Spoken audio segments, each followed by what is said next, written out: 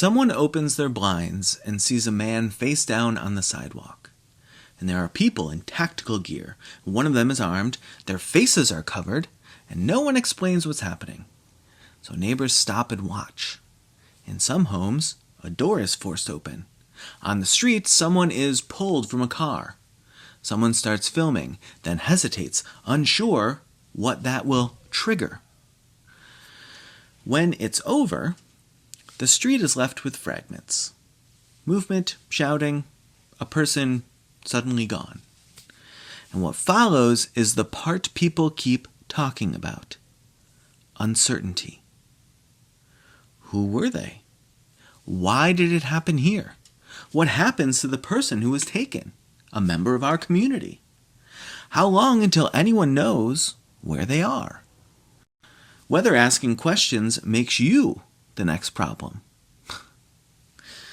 And that uncertainty changes how people behave. It teaches silence in real time. It teaches people to shrink their presence. It teaches people to avoid anything that could be read as resistance. That's why historical memory is rising in American conversation, or at least I'm trying to get it to. Because the comparisons come from the sensation of being pressured without clarity, from the feeling that the safest move is compliance, because the cost of misreading the moment could be high, as in public execution. From the fact that covered faces and heavy equipment tell a story before anyone speaks. History contains tons of versions of this very dynamic. In East Germany, people described a daily life shaped by surveillance and informants. Speech narrowed because trust narrowed. People learned to treat ordinary conversations as risky. In Franco's Spain, survivors described detention and interrogation as something to dread in itself. Arrest meant entering a space where power could do what it wanted, out of public view. In Chile, under Pinochet, and in Argentina's dictatorship, the pattern went even further.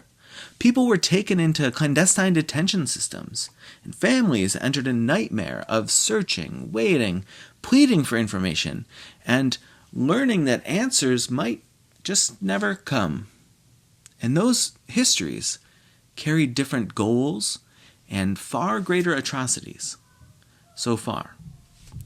But they also share a recognizable mechanism: fear fueled by uncertainty.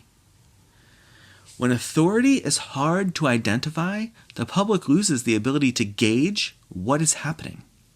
When enforcement relies on surprise and pressure, the public loses the ability to slow the moment down. When people can't locate a loved one quickly after an arrest, panic becomes part of the process. Militarized presentation intensifies all of this. A masked face removes accountability from the first second of contact. And a weapon changes how bystanders breathe and move. A forced entry turns a home into a warning to everyone watching.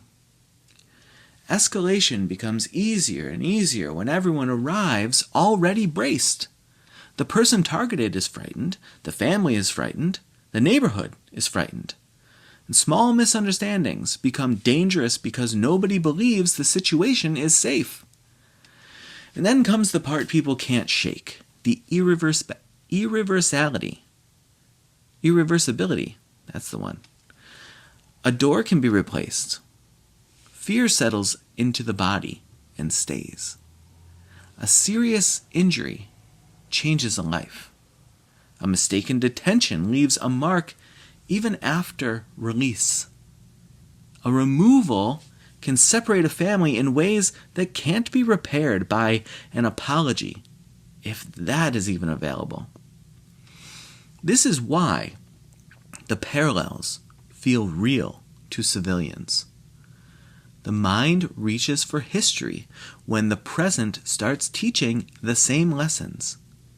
Keep your head down. Avoid attention. Don't ask. Don't intervene.